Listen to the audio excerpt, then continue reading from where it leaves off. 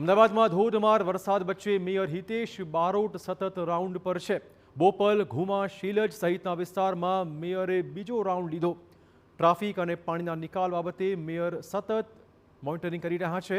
અધિકારીઓને સમસ્યા નિવારવા માટે કડક શબ્દોમાં તેમણે સૂચના પણ આપી છે.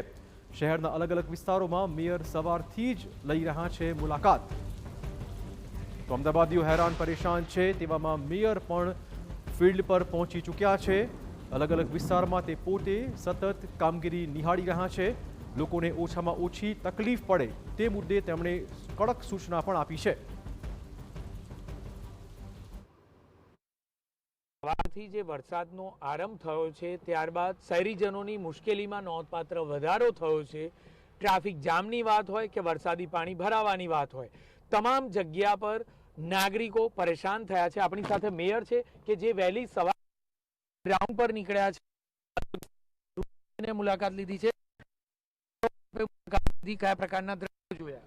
જે રીતે પાલડી વાસણાથી શરૂઆત કરી આજે બોપલ ઘુમાની પણ આપણે આ બીજો રાઉન્ડ થઈ રહ્યો છે. બોપલ ઘુમાની અંદર પણ જે રીતે પાણી છે, સરખેજ વિસ્તારની અંદર જે પાણી છે એ પાણીનો નિકાલ ઝડપથી કરાવવા માટે કોર્પોરેશનની ટીમ અને કમિશનરશ્રી અને બધા જ નીચેના એચઓડીથી લઈને એડિશનલથી લઈ એસી બધા જ લોકોને આપણે જોઈન્ટ કર્યા છે અને બધા જ લોકો આ પાણી કઢાવવા માટેનો પ્રયાસ કરી રહ્યા છે.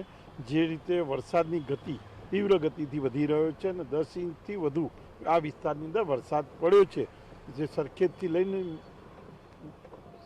વાસણા સુધી, વાસણાથી લઈ જે રીતે વરસાદની મોસમ બોપલ ઘુમા ઉપર અસીમ કૃપા ગણીએ કે જે રીતે કામની કૃપા ગણીએ. આ વરસાદ અત્યારે જે આવી રહ્યો છે એ વરસાદને જોતા જે નગરજનોની તકલીફ પડી રહી છે, તકલીફમાં ઝડપથી નિકાલ આવે અને પાણીનો સૂત્ર નદી દ્વારા પણ આપણે ખાલી કરવા જઈ રહ્યા છે ને નદીનો પણ પ્રવાહ ઝડપથી ખાલી કરવામાં આવ્યો અને એના કારણે અત્યારે પાણી જે રીતે વિસ્તારમાંથી ઓસરી રહ્યા છે.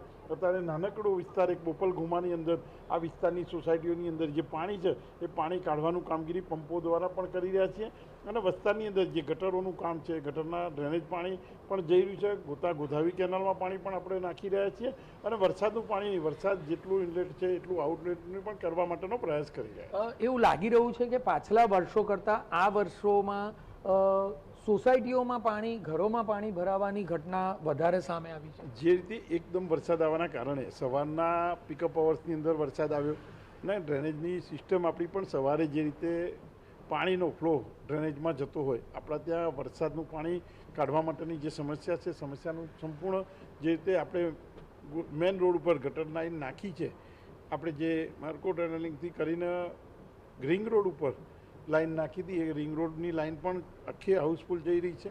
વરસાદી પાણીની લાઈનો પણ જઈ રહી છે અને વચ્ચેની જે એસસી હાઈવેની લાઈન પણ ફૂલ ફોર્સમાં જઈ રહી છે.